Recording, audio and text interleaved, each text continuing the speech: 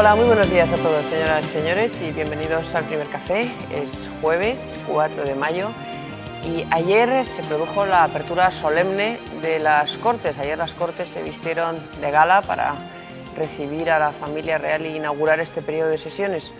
Hoy hemos querido invitar a un personaje al que ustedes conocen, seguro que recuerdan, especialmente los más jóvenes porque le tienen muy cerca. Un personaje que vivió muy de cerca un periodo parecido hace ya una temporada, don Gregorio Peces Barba, actualmente rector de la Universidad Carlos III, y en 1982 presidente de unas Cortes parecidas a las actuales, solo que de signo contrario, ¿no, don Gregorio? Sí, un poquito más mayoría del Partido Socialista, pero en fin, más o menos similares, solo que, como dices, de signo contrario, efectivamente, sí. Un buen observador, un buen analista para comentar la situación política en la que estamos. Pues bueno, dependerá de lo que me preguntéis y lo que yo sepa contestar. Seguro que sí. Aunque estoy, bueno, quizás el analista es porque estoy un poco, digamos, distanciado y a lo mejor se ve mejor con la distancia las cosas. Eso es bueno, sí. Sobre todo cuando uno está fuera de la refriega, tiene más tendencia. En Getafe estoy. Natividad Preciado, buenos días. Hola, buenos días, Isabel. Consuelo Álvarez de Toledo, buenos días. Buenos días, Isabel. También ustedes siguieron muy de cerca aquella etapa, ¿no? Allí mismo, en las Cortes. Allí estábamos. Sí, las Ahí dos. estabas. A mí me emocionan estas cosas institucionales porque cuando no te has perdido ninguna, y realmente desde las elecciones del 77, desde las constituyentes, he asistido, yo creo que tú también, Natibel, a todas, y es bonito, a mí me gusta mucho y además se nota mucha diferencia. Por ejemplo, en la mesa ayer era muy, para las mujeres, muy importante. Yo lo siento mucho, Gregorio, pero es que esa mesa de ayer estaba muy lucida, porque estaban 4 mujeres y 2 hombres. Sí. Los 2 hombres eran el rey y el príncipe. Nada más. ¿Me permitís que presente a otra mujer, a Carmen Gurruchaga, que también está con nosotros? Muy buenos días. Esto es un gineceo total hoy, ¿eh? Estupendo. No ha sido deliberado, yo se lo prometo, no ha sido deliberado. Aquí con las fiestas y tal y cual, los contertulios van cambiando de día, no ha sido deliberado. Pero lo cierto es que nos encontramos aquí hoy 4 mujeres, 4 periodistas con don Gregorio. Y yo iba a empezar preguntándole precisamente qué le parece a él haber visto a una mujer, a Luisa Fernanda Rudi, ser elegida presidente de la Cámara, ocupar el mismo sillón de la presidencia que ocupó usted y está rodeada de mujeres en la mesa, ¿no? ¿Algo cambia? Me parece normal, es decir, yo la verdad es que lo que yo creo que valorar el hecho sociológico como tal, pero en fin, lo que pasa es que María Fernanda Rudi vale como tal, es decir, con independencia de su sexo, o sea que la valoración es porque ella es una persona muy valiosa y luego sociológicamente sí que efectivamente supone un cambio.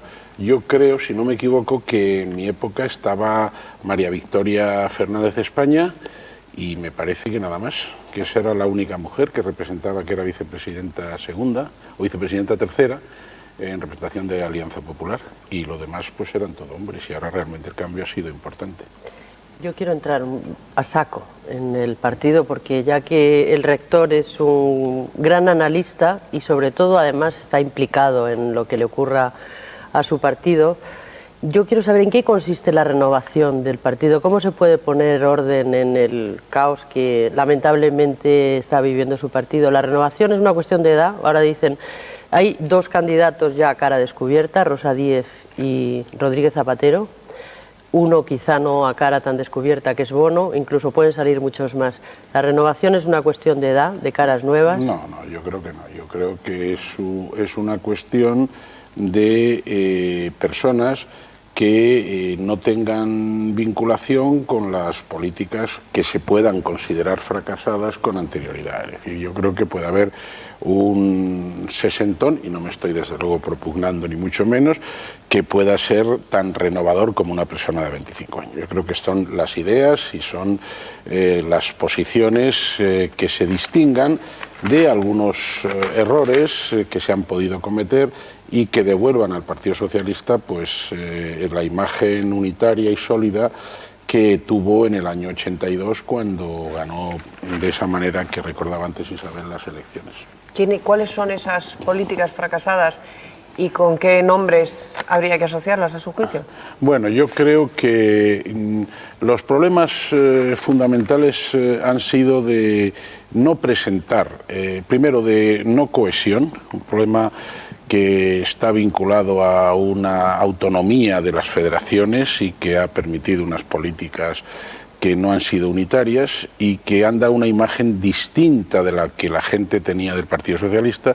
Y luego yo creo, en segundo lugar, que una política que ha permitido un hecho que a mi juicio es insólito porque no responde a la realidad. No es que el Partido Popular no defienda la Constitución, por supuesto que la defiende, pero la imagen de que era el único defensor de la Constitución y del Estado de las autonomías constitucional, pues yo creo que es una imagen falsa y se debe no solamente a virtud del Partido Popular, sino también a errores del Partido Socialista que han permitido, pues, por ejemplo, ese pacto con Esquerra Republicana, que es un partido dignísimo, pero que no puede ir con el Partido Socialista, que es un defensor de la Constitución, para pedir la independencia de Cataluña, por ejemplo.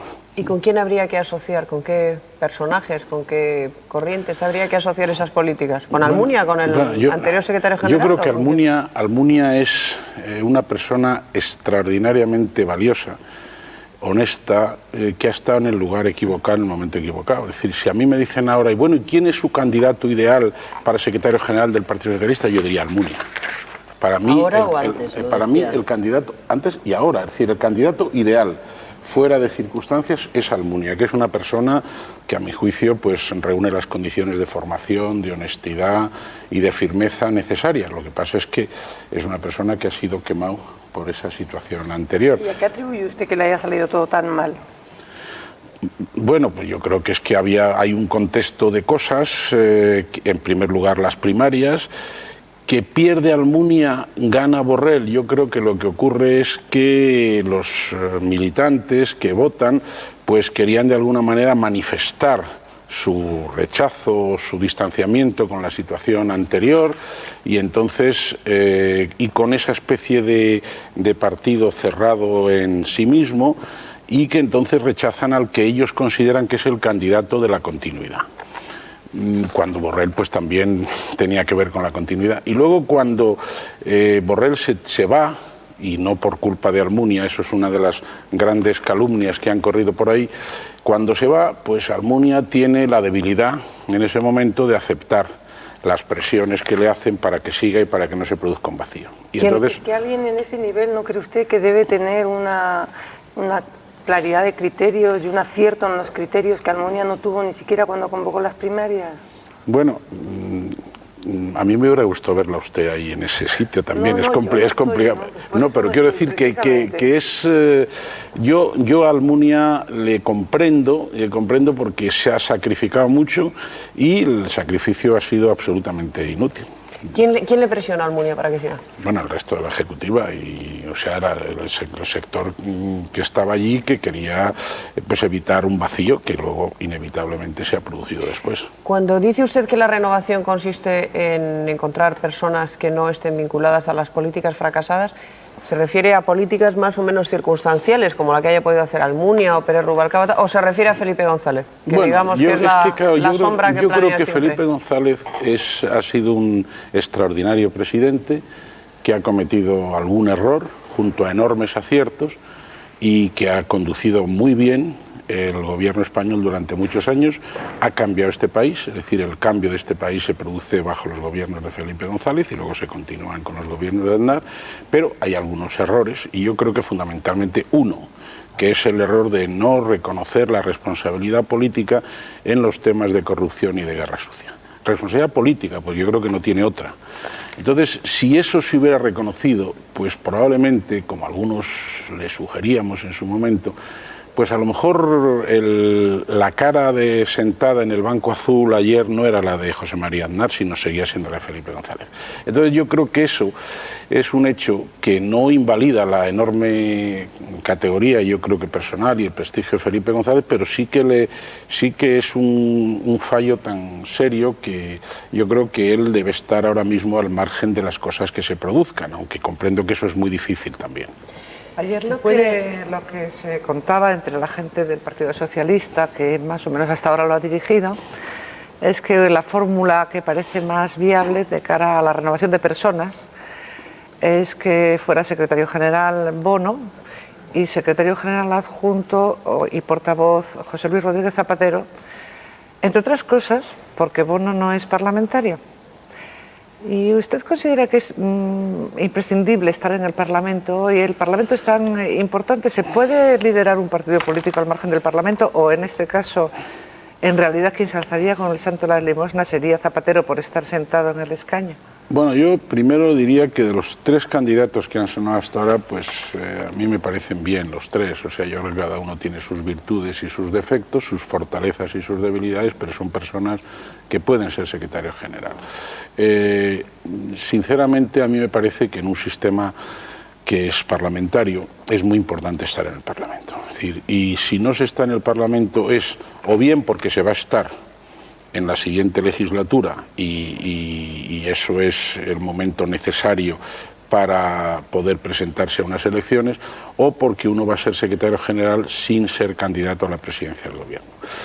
Yo creo que esas opciones tienen que valorarse mucho. En todo caso, el estar en el Parlamento yo creo que es importantísimo. Dice usted que se necesita lograr la unidad del año 82, por ejemplo, cuando ganaron mayoritariamente las elecciones, con mayoría absoluta, pero ¿se puede llegar a secretario general y producirse esa unidad sin el apoyo del sector guerrista, que parece que sigue mandando mucho, aunque no aparezca o no tenga ningún candidato? Bueno, yo daría la vuelta a la cuestión. Yo creo que lo que no puede funcionar el Partido Socialista es sin asumir e integrar por lo menos a Alfonso Guerra, que yo creo que es una de las personas más importantes del Partido Socialista, una persona muy constructiva, que ha aprendido mucho también de sus errores y que hay que integrarlo. Lo que pasa es que lo que no se puede es pretender gobernar para todos prescindiendo de un grupo que representa pues un sector importante. Claro, es que no le gusta a ninguno de los candidatos, según parece, ¿no? Yo creo que Alfonso necesita afecto, consideración y respeto. Y cuando tenga afecto, consideración y respeto, pues él estará también en una posición más abierta. ¿Nos marcaría sus preferencias? Dices que los tres candidatos, es decir, Rosa Díez, José Rodríguez Zapatero, ¿alguno le gusta más que otro? No, hombre, estaría bueno, pero ¿qué cosas tiene Isabel? Hombre, yo pregunto, como no ya lo tengo. En el Congreso es donde tiene eso que establecerse. Que, por cierto, ya saben que yo me dedico a la universidad. Lo sé, le hablaremos luego de la universidad, pero comprenderá usted que le parecía que no debería haber estado en ninguna de las melés anteriores, ¿no? Y el señor Bono en alguna ha estado. Sí, pero no en un papel. Es decir, claro, es que si no estaría todo el mundo, porque el señor Rodríguez Zapatero, Rodríguez Zapatero ha sido también miembro de la Ejecutiva, yo creo que incluso de Castilla y León, que hasta con la mayoría, en fin, ahí todo el mundo, y Rosa Díez, pues cabeza de lista de las europeas, y yo creo que también en la Ejecutiva. No, yo quiero decir que no hayan marcado y que no sean significativos de esa política. Yo, de los tres candidatos, de verdad, ninguno le pondría esa tacha que yo he dicho al principio, en ningún caso. Que esté asociado a políticas fracasadas.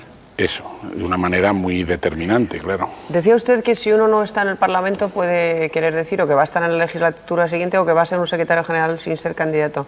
Por cierto, Bono ha dicho ya públicamente que él cree que el secretario general tiene que ser candidato. Sí, ¿Usted también comparte? Sí, yo creo que sí. Yo creo que esa unidad de referencia a la que antes yo me refería es la que debe marcar ese liderazgo. No tiene que necesariamente que ser tan fuerte como es el del señor Aznar, que lo designa todo, pero tiene que tener una significación importante. La debilidad ahí pues es un signo de fracaso posterior. ¿Y las primarias han de mantenerse a su juicio? Bueno, yo creo que puede ser un buen método, yo no le veo inconveniente. Lo que ocurre es que hay que ver si, porque yo creo que en el Congreso anterior estaban previstas, pero no para secretario general, lo extendió, no para candidato y secretario general, lo extendió Almunia, si no recuerdo mal. Y entonces, pues a lo mejor, desde luego para otros puestos a mí me parecen muy recomendables.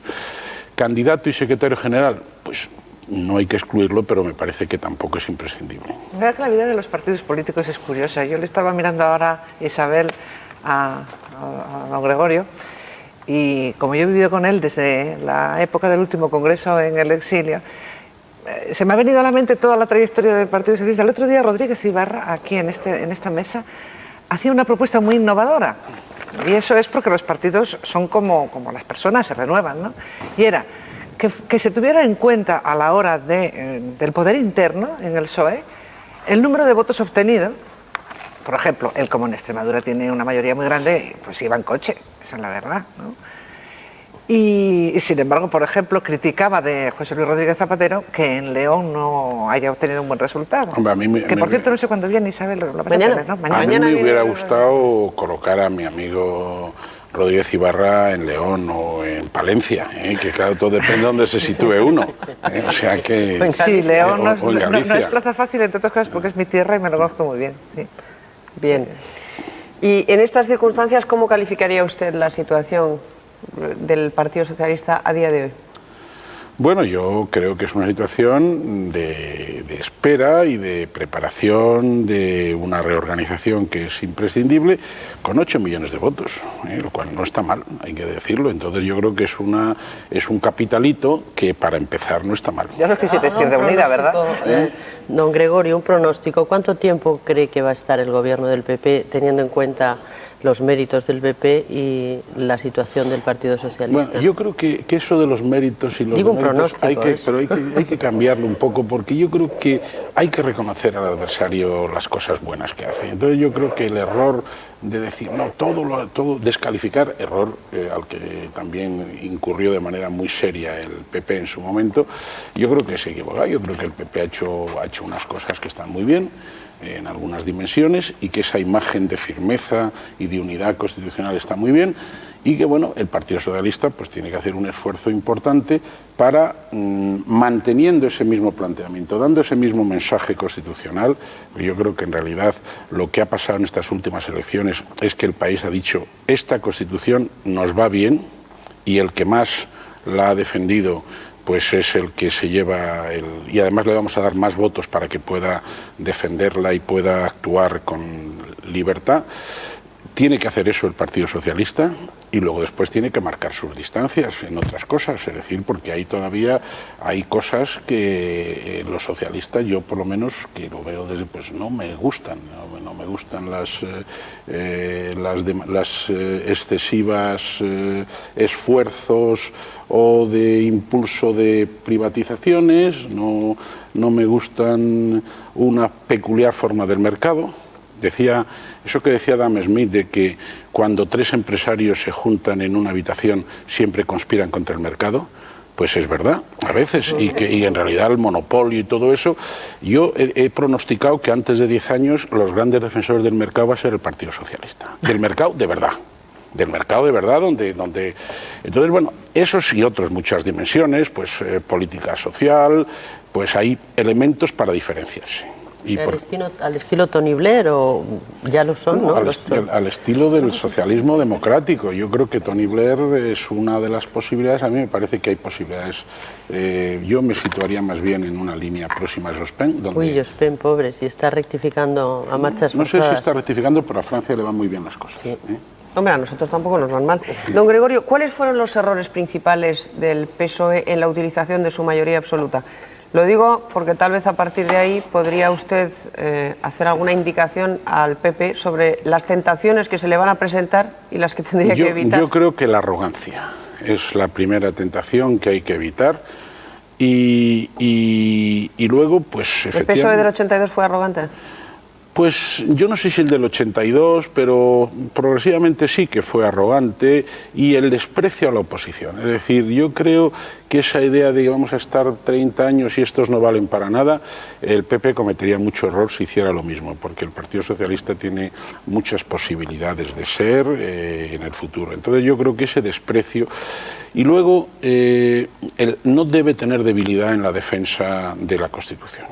No debe tener debilidad, porque con la Constitución vaciamos realmente todas las posibilidades de tratamiento a los hechos diferenciales. Es decir, un paso más y estamos en la ruptura. Ya no estamos en un estado compuesto, sino en la ruptura. Yo recuerdo que hablé con el presidente Aznar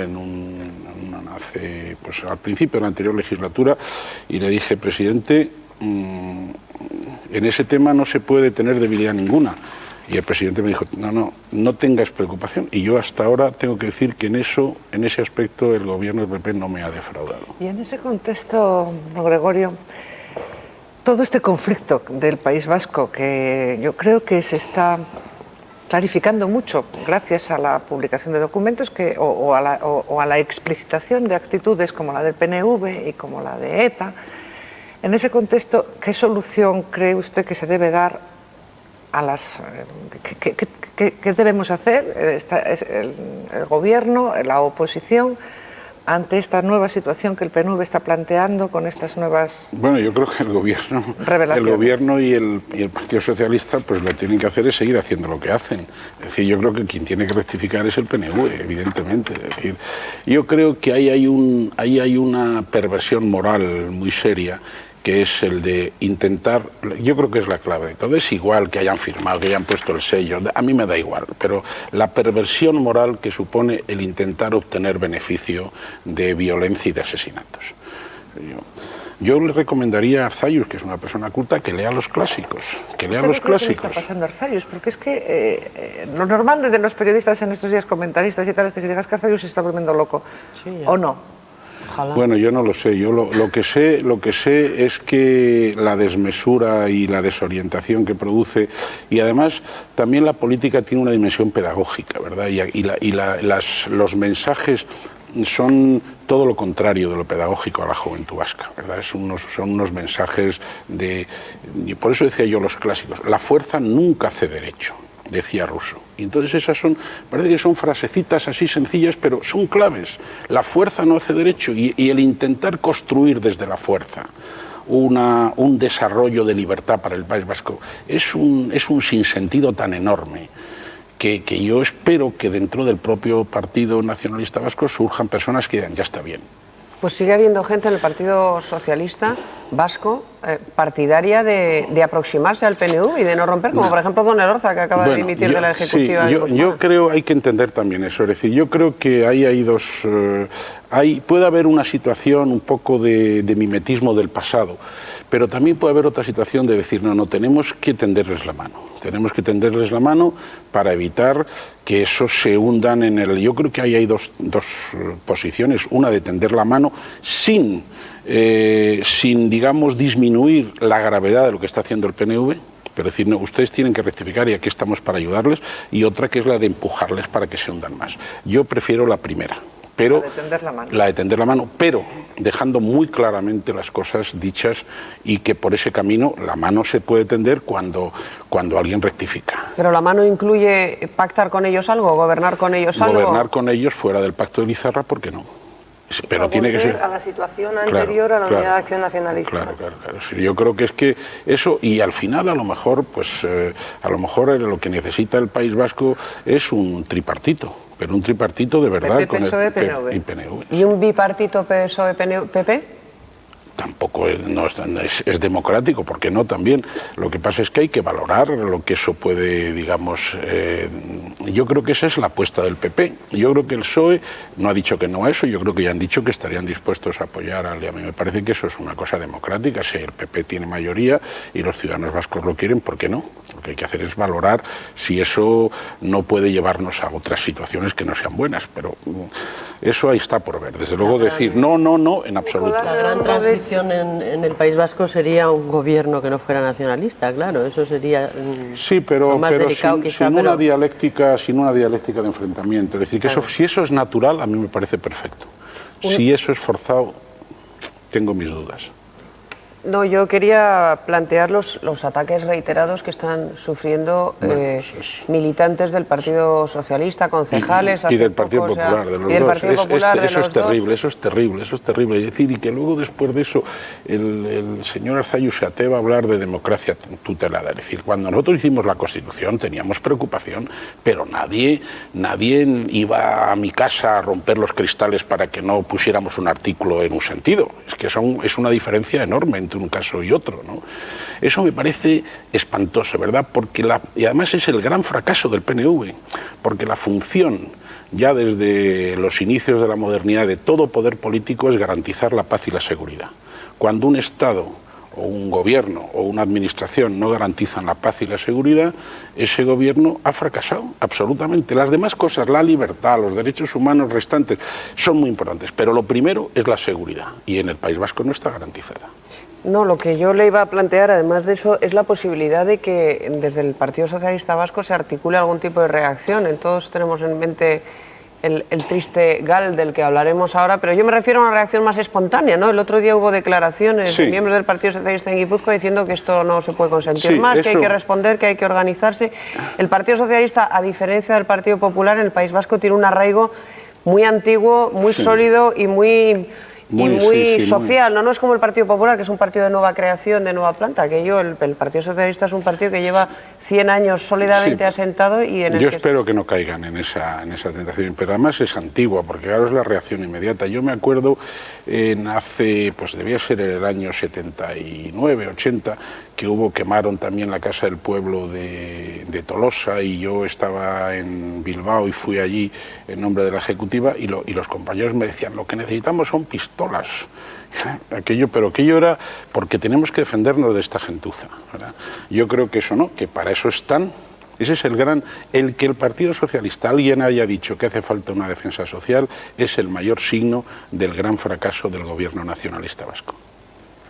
Bueno, grande silencio, el otro día nos pegamos por intervenir. Y yo me quedaba antes algo porque me preguntabas, Isabel, sobre consejos al Partido Popular con la mayoría absoluta. Yo diría dos. Bueno, ha habido una cosa que me ha preocupado un poco. Me ha preocupado que Federico Trillo el otro día en la toma de posesión dijera, esto es un acto castrense. A mí aquello me produjo, porque desde luego de ninguna manera aquello era un acto castrense, era la toma de posesión política de un ministro de un gobierno democrático. Entonces, civil, por consiguiente, entonces la vuelta a una hegemonía castrense en el Ministerio de Defensa me preocupa, uno. Dos, la Iglesia piensa que va a poder hacer por fin ese ideal de adoctrinar a todos los niños y todas las niñas de las escuelas. Yo creo que eso el Partido Popular tiene que tener mucho cuidado, porque ya con 10 millones de votos y picos, pues eso digo, que eso es yo creo que es un signo bueno del presidente de haber puesto una persona muy laica ahí. Pero además el Partido Popular tiene que darse cuenta que tiene muchos votantes progresistas y laicos, y que ya no son esos votos católicos que lo que quieren es que a sus hijos se les adoctrine. Y luego, tercero, también ojo con el tema del corporativismo de los jueces. Yo creo que es muy importante que se mantenga la situación de elección por el Parlamento. Pues si hay algo que no funciona en España, señor Peces Barba, es la justicia. Pero no tiene nada que ver con el gobierno de los jueces. Es otro problema distinto. Tiene mucho que ver, yo creo. El problema de la politización de la justicia. Pero ¿qué es eso de la politización de la justicia? Es absolutamente adecuada, porque la justicia y la política son el derecho es absoluta política. No confundamos. No confundamos las cosas. Me parece un poco tremendo que cuando hay una decisión importante sepamos antes qué decisión se va a tomar, porque depende de la adscripción política del juez que va. Bueno, pero eso no tiene nada que ver con la elección, pero es que eso es la realidad. Sí, pues es que los jueces no son espíritus. Un Estado dentro del Estado. Los jueces no son espíritus puros. Lo que tiene que tener la justicia son más dinero y buena formación para los jueces, pero buena formación. Y se supone que independencia, y que criterios, claro, y que criterios absolutamente imparciales, pero mira, y no políticos. La independencia no pasa porque el juez no tenga ideología. El juez tiene ideología. Pero si es que pero no debe estar adscrito a ningún partido político. No, claro, no puede estar. Pero es que aquí hay un problema de adscripción. No, están adscritos a ideologías como todo el mundo, y se dice, pues este es de tal sector o este es de tal otro. No, es que su presencia en un determinado ustedes tienen mucha culpa de eso, ¿eh? ¿De qué? Ustedes tienen mucha culpa de las adscripciones de los jueces, porque las ponen y las señalan. Gregorio, yo no hice a Garzón candidato socialista. Eso es otra cosa. Los jueces tienen derecho a hacer política. Lo que no deben hacer es volver. Pero yo, si me permitís, porque es que yo creo que aquí hay muchísima confusión. El derecho está impregnado de política. Los jueces tienen que ser lo más objetivos posibles, pero son como son cada uno. Independiente del poder político, ¿no? Independiente del poder, y lo son. Pero si su presencia en el Supremo o en el Constitucional depende de que les vote o no les vote un determinado partido político, que tiene una mayoría. Del poder político, nada. Sí, hombre, con el actual sistema sí. No, y el otro sistema es que, vamos a ver, que el otro sistema... sus compañeros... Y sus compañeros, ¿qué legitimidad tienen para gobernarse? Lo único que haría el gobierno de los jueces elegido, el 12 de ellos por los jueces, es potenciar el corporativismo. potenciaría... Pero eso es un apriorismo. Vamos a ver no, qué pasa. vamos a ver, vosotros un poder cuando... del Estado, ya Claro. lo dijo Montesquieu, el poder, Claro. el poder legislativo, Sí. el poder ejecutivo, el poder judicial. Sí. Si todo es el poder Pero, legislativo, no, se acabó la pero- democracia. No, perdón. El poder legislativo es el que representa la soberanía. Es el único de los tres poderes que representa la soberanía. No, pero eso no y quiere por decir que haya que consiguiente, mezclarlo. él alimenta los otros dos poderes. Sin duda, pero el sí. saberse 300 temas.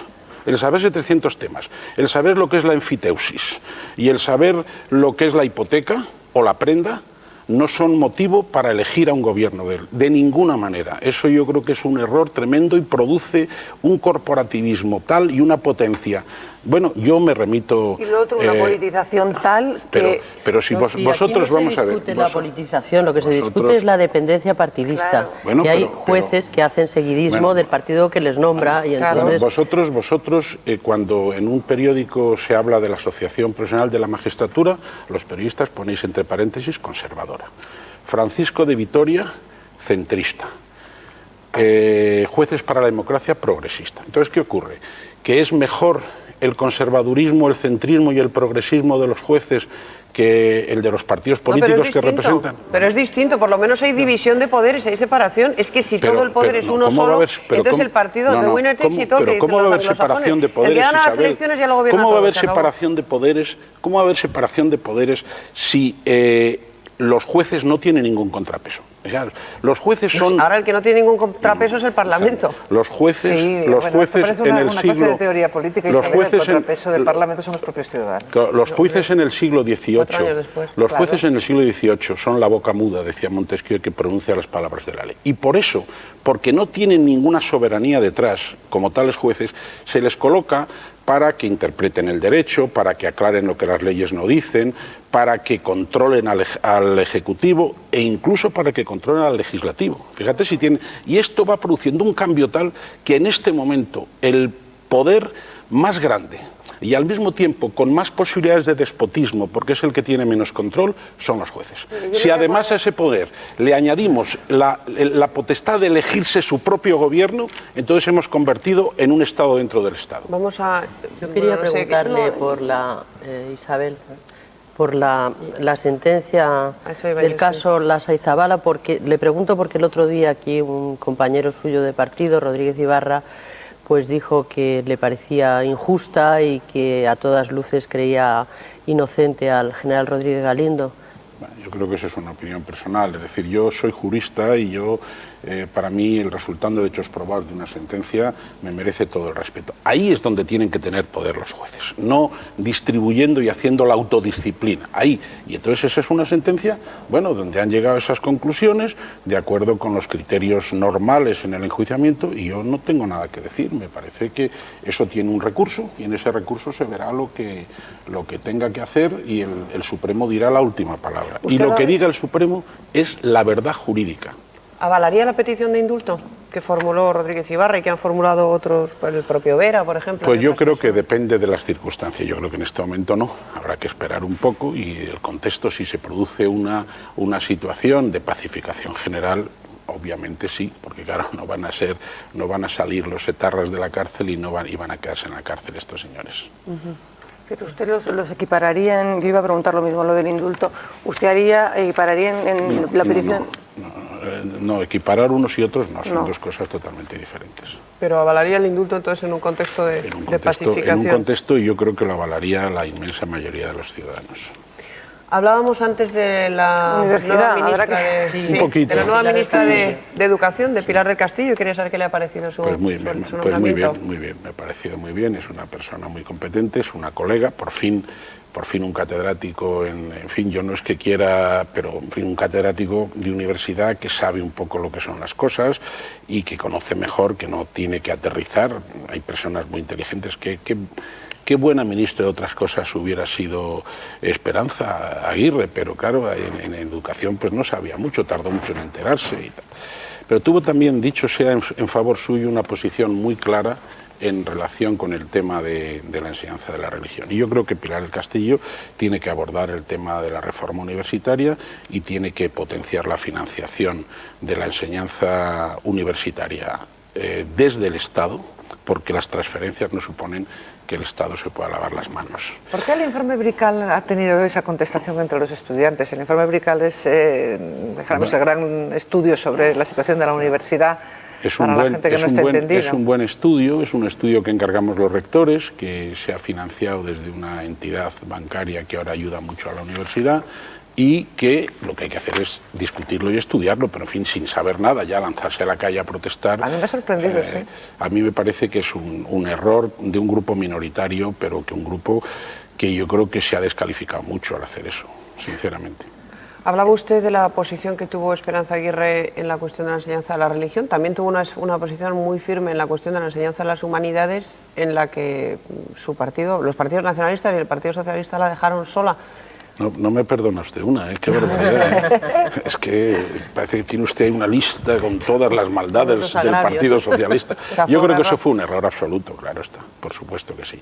Y que conste que yo lo digo desde una universidad donde las humanidades son obligatorias para los estudiantes de todas las carreras. Allí tienen que hacer 6 créditos de humanidades todos los estudiantes. ¿Cuántos años lleva su universidad, la Juan Carlos? 11. No, la Carlos III. La Carlos III. ¿El año que lleva usted de rector? Exacto. Que acaba de ser reelegido, o sea, enhorabuena. Muchas gracias, 4 añitos nada más, Dios mediante. Lo que pasa es que hay que decir, para quien no lo sepa, que su universidad es un lujo de universidad, comparada con otras universidades públicas españolas. Pero un lujo, ¿por qué? Porque por el número de alumnos, por la calidad de la enseñanza. Pero eso no es una cosa que hay una varita mágica, sino que eso se puede hacer y se puede hacer. Pero que a lo mejor quien está viendo la televisión no sabe que es una universidad muy peculiar. Que hay que decir primero que se hace en el sur de Madrid, segundo, que es absolutamente nueva. Yo creo que es su criatura. Es curioso eso que dices, porque realmente hay mucha gente que piensa que es una universidad privada.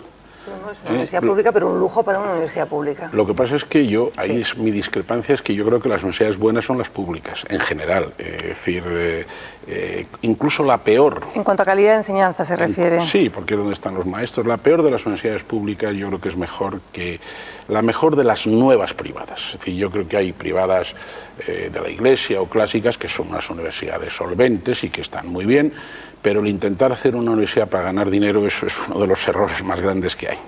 Sí, lo que pasa también es que la universidad pública en España está muy masificada, ¿no? Bueno, ahora disminuirá un poco. ¿No? La calidad de la enseñanza, está muy masificada de personas y muy poco masificada de dinero. Y entonces yo creo que ahí hay un problema en eso serio. Yo creo que por eso decía yo que la ministra y el gobierno tienen que hacer un esfuerzo en eso. Hay un signo, sin embargo, un poco, en fin, que yo no sé cómo funcionará, que es un poco la separación de la investigación en el nuevo ministerio de Innovación. Porque ahí, claro, la universidad es el sitio donde más se investiga en España y vamos a depender de 2 señores, cosa que creo que el Evangelio... De hecho, se planteaba creo que el Evangelio prohíbe. En el organigrama de gobierno se planteaba la posibilidad de que universidades fuera al nuevo Ministerio de Ciencia y Tecnología. Eso hubiera sido una ofensa, ofensa realmente difícil de soportar por parte de las universidades. La ministra tiene la intención de potenciar, al margen de la universidad, que está muy masificada y todos quieren ser universitarios, la formación profesional, claro, que es algo muy importante. Absolutamente fundamental, claro. Es decir, no todos podemos ser catedráticos. No todos podemos ser catedráticos. Es que eso es una asignatura pendiente de la educación española desde hace muchísimos años, la formación profesional. Sí. Hay todos los universitarios se quejan del sistema absurdo que han tenido hasta ahora. Ahora tengo entendido que ha cambiado eso de tener algo así como 20 asignaturas por curso, en periodos de 6 meses, de 4 meses. Al final es un sistema que les obliga a un esfuerzo verdaderamente ímprobo. Yo no sé si hemos hecho una generación cobaya que está echada a perder directamente, que les ha tocado experimentar 2 o 3 sistemas diferentes de educación secundaria y luego otro sistema absurdo de educación universitaria, que ahora se va a rectificar y se va a volver a un sistema más racional. Bueno, yo no sé si entre medias nos hemos dejado una generación. Yo discrepo. Discrepo. De la secundaria no hablo porque tampoco tengo yo un conocimiento suficiente, pero yo creo que desde el punto de vista de los contenidos, la ley de reforma universitaria fue un progreso indudable sobre la situación anterior. La prueba es que nuestra universidad, que tiene un prestigio, es estricta observancia de la LRU. No tenemos, claro, es que se pueden, eso que decía usted que es verdad, que eso que decías que es verdad, de que ahí puede haber 20 asignaturas, nosotros tenemos 6 y 6, que son 12. Entonces, eso es más racional. La gente tiene que trabajar, efectivamente tiene que trabajar mucho. Esa vida de la Casa de la Troya, eso no es la mejor universidad tampoco. En fin, yo creo que hay un progreso, que no se ha perdido una generación, que se ha ganado, y lo que hay que hacer es ahora ver, al cabo de 14 o 15 años, ya no me acuerdo muy bien, de la LRU, lo que hay que hacer es corregir, y por eso la ministra tendrá que rectificar las cosas que hay que corregir. Pero yo creo que, por ejemplo, el famoso artículo 46 de la LRU, que nos permite hacer desde la dedicación exclusiva investigación con mejora de la condición económica del profesorado, pues yo creo que es un progreso evidente y que eso no se va a retocar. Hay otras cosas que sí hay que retocar, yo creo que hay que retocar sobre todo el gobierno de las universidades. Es decir, ahora, hablando también de corporativismo, bueno, pues porque se hizo en un momento de una democratitis absoluta, y los claustros son unos claustros muy grandes, y el rector está muy condicionado en cuanto a un gobierno. El ejecutivo, digamos, es muy débil en la universidad, entonces hay que fortalecerlo. ¿Y a quién hay que mermar poder? ¿A los estudiantes, a los profesores? No, yo creo que a los claustros, o sea, no hay que mermar poder a nadie, hay que reducir la desmesura. ¿De quién? ¿De qué? Pero, del claustro. El claustro es una entidad. El rector tiene que tener más poder. El rector no puede estar atado por todos los intereses de todos los colectivos. Tiene que tener una mínima posibilidad, que no es el problema de la Carlos III. Nosotros ya hicimos unos estatutos donde hicimos nuestra autocorrección. O sea que la corrección es posible sin cambiar la ley. Lo que pasa es que, claro, quien tiene unos estatutos desde el año 82, si no cambia la ley, no le van a permitir que la cambie. Nosotros la cambiamos la relación haciendo un claustro más sensato, desde el cero, donde no había estudiantes, pero que ya con intereses creados. Eso no se puede cambiar si no cambia la ley. Usted dice que no se ha perdido una generación, pero los profesores de su universidad no se quejan del nivel con el que llegan de las enseñanzas medias. Bueno, yo creo que eso es una tradición. Cuando yo empecé la carrera se quejaban también mis profesores, y eso todo siempre se piensa que se ha empeorado y que tenemos todos que hacer un gran esfuerzo para cambiar las cosas. Yo creo que las cosas son mucho más normales, viene gente bien, viene gente menos preparada, viene de todo, como siempre. Sí, usted no ve un avance o un retroceso en determinadas cosas. No soy nada catastrofista. ¿El método de la selectividad le parece el adecuado o es...? Estaba mucho mejor antes de que lo empeorase el gobierno anterior, sí, que como saben ustedes lo empeoró con un informe, apoyándose en un informe del Senado, en una reflexión del Senado, contra la opinión de todos los rectores. Y ahí no nos hicieron caso. Yo creo que eso va a producir algunas dificultades, por ejemplo, retraso en las correcciones, y los alumnos igual se van a enterar muy tarde de a qué universidad pueden acceder, porque con eso de la doble corrección y con todas esas cosas, pues eso nos va a situar en un horizonte de finales de julio, o sea que eso va a producir, yo creo que es un error. ¿Pero a usted no le parece racional que se evalúen o se valoren de forma diferente determinadas asignaturas en función de lo que uno quiera ser? Es decir, si yo quiero ser periodista y se me dan malas matemáticas, pues no es incompatible, ¿no? Eso es otra cosa, y por eso hay varias, eso es otro tema, pero eso no es lo que se ha retocado. Lo que se ha retocado fundamentalmente es que se ha aumentado el valor de la nota de los colegios, y eso es un error enorme. ¿Sí? Eso es un error enorme, porque eso permite la tentación que ya ocurre, ya sabemos de colegios que inflan las notas.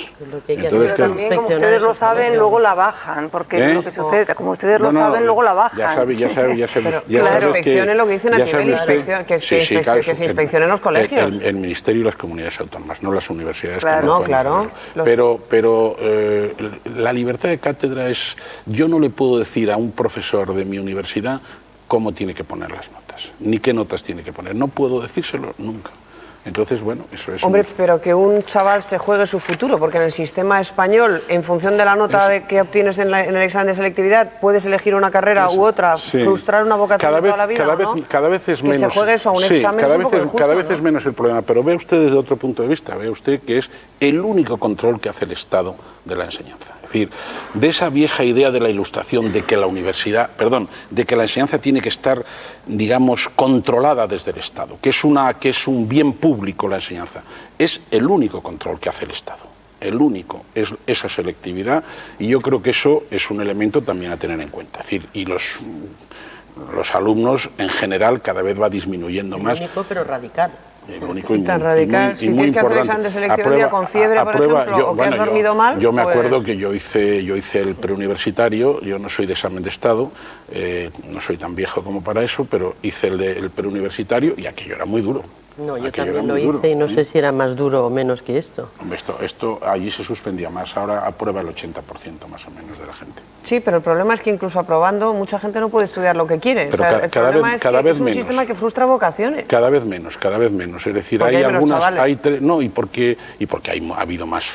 Por ejemplo, Madrid, y yo creo que eso el presidente de la comunidad lo lleva con un gran orgullo, es el hecho diferencial de Madrid son sus universidades, y se han creado, hay nuevas universidades, la Carlos III y la Rey Juan Carlos, y eso ha disminuido el número la escasez, ha disminuido la escasez y la gente puede escoger. Yo comprendo que Madrid es probablemente el distrito universitario mejor de España en este momento, porque además no tiene problema que pueden tener otros distritos que son potentes también históricamente, pero tienen un problema lingüístico que les complica la vida, sobre todo para que venga gente de fuera, y entonces en Madrid eso que ustedes dicen ya no es tan importante. ¿Está a favor del distrito único? Por supuesto, sí, yo por supuesto, yo creo. Y además ahí hay una diferencia entre las comunidades. La generosidad del gobierno de la Comunidad de Madrid, diciendo aquí que venga quien quiera, y no le pedimos dinero, sino que venga quien quiera, que la Comunidad de Madrid paga, eso yo creo que es un gesto extraordinario de lo que es la solidaridad. Si los estudiantes españoles quieren venir a Madrid porque son buenas sus universidades, el gobierno lo que está es muy orgulloso y no pone pegas ninguna. Anda, pero eso deberían hacerlo los demás también. Oye, el Pues, que quiere ir a Barcelona o a no Valencia exigen, o a Barcelona, Isabel, tiene el Bueno, problema no del exigen idioma. hablar madrileño. Claro, ¿verdad? Yo Barcelona no soy el guardián de mis hermanos catalanes, ni valencianos, ni etcétera, etcétera, y por consiguiente ellos que hagan lo que quieran. Yo sé que la política del gobierno de Madrid es buena. Usted se refería al problema lingüístico, porque en Barcelona o en Valencia... Estuve yo recientemente, estaba haciendo un curso en Montpellier, y entonces en los programas Sócrates me decían los colegas de Montpellier que la gente estaba disminuyendo su interés, e incluso algunos se habían vuelto de Barcelona porque no les dicen exactamente la verdad, y entonces la gente llega allí pensando que viene a un sitio donde va a estar el castellano y se encuentra, y es legítimo que la enseñanza sea en catalán, pero es legítimo, pero es peor para ellos, claro. ¿Eso empobrece la universidad? Yo creo que sí. Y se vuelve endogámica al final, ¿no? Porque siempre entre ellos mismos. Claro. Y volviendo a la política o entroncando con la política, ¿usted cree, como se dijo en su día, que el sucesor de Felipe González está en la universidad? ¿O ya la ha terminado? No, ¿O está en cuarto o quinto? Yo creo que el sucesor de Felipe González será quien elija el Congreso en el mes de julio. ¿Estás seguro? ¿Eh? ¿Estás seguro? Bueno, eso es lo que yo creo y pienso que debe ser. ¿Va a ir usted al Congreso? Pues en julio me parece que esa semana tengo un curso en la Menéndez Pelayo, o sea que no estaré. O sea que no. No, yo las cosas las veo, yo doy mi opinión, pero las veo desde la distancia, que es una... Sí, desde la distancia, pero yo, vamos, la verdad es que me pasa a veces que ya no recuerdo muy bien, pero en el acto aquel de presentación de conjunto de firmas de Izquierda Unida y del Partido Socialista estaba, ¿no? Sí, yo firmé por error. No, por error no, por error no firmé. Firmé de acuerdo con el tema, pero sin conocer el contenido, y en un artículo dije que lo sentía mucho, Sí, porque sí. yo no creo que sea cierto que el Partido Popular sea un peligro para el futuro de las libertades. Hay que leerse lo y como que eso, uno claro, firma, porque sí, si no- Sí, esto de los abajo efectivamente, firmantes tiene su peligro. Claro, sí. lo que pasa es que se hizo muy rápidamente y yo eso lo he dicho, que lo siento En muchísimo. todo caso era bien intencionado también, ¿no? Sí, bueno, yo lo que firmaba era una cosa, digamos, ideológica, porque yo creo que teóricamente el pacto está bien, porque... Me parece una gran Pero eso ya empanada no mental, ¿eh? ¿Eh? Ya del pacto Bueno, no los habla nadie. profesores somos un poco raros, ¿eh? Y entonces yo creo que el Partido Comunista o es un partido socialdemócrata o no es nada, y por consiguiente la confluencia doctrinal será necesaria. Otra cosa son las personas. ¿Me permite que le transmita alguna pregunta a los telespectadores? No me va a dar tiempo a todas, pero algunas sí me gustaría. Alberto Musolas, de Barcelona, le dice: ¿qué opinaría usted si los médicos antepusiéramos la ideología política a los deberes deontológicos? Esto es a propósito A de los propósito jueces. de los jueces, me imagino. Pues que no tiene nada que ver, porque la medicina no tiene que ver con el poder político, y el jurista, yo le contestaría a este doctor que si él se encuentra con algún jurista que le dice que es neutral, o que piense que es un ignorante o que es un imbécil. Es imposible, lo hago tajantemente. Ningún jurista es neutral. ¿Por qué no lo puede ser? Porque el derecho es la forma de extender en la sociedad opciones políticas y por consiguiente no es lo mismo ser médico que ser juez. Bueno, pero tiene que ser María... honesto. Bueno, claro, hombre, claro, por supuesto, claro, se parto de eso. María Sierra de Tarragona, en 10 segundos, le pregunta ¿qué opinión le merece la oposición que el PP hizo al PSOE desde el 1993 hasta el 96? Pues en gran parte muy mal, yo creo que ahí hubo una falta de juego limpio importante. Pues no tenemos tiempo para más, se nos ha acabado, se nos ha hecho cortísimo, le agradecemos. Pues y yo también estoy encantado, mucho, señor me Pérez quedaría Barba. otro ratito con ustedes. Otra vez será, le invitaremos a hablar de política y de universidad. Muchas Mañana gracias. estará con nosotros uno de los 3 candidatos socialistas, José Luis Rodríguez Zapatero, de modo que seguro que es un primer café intenso y calentito, no se lo pierdan, hasta mañana.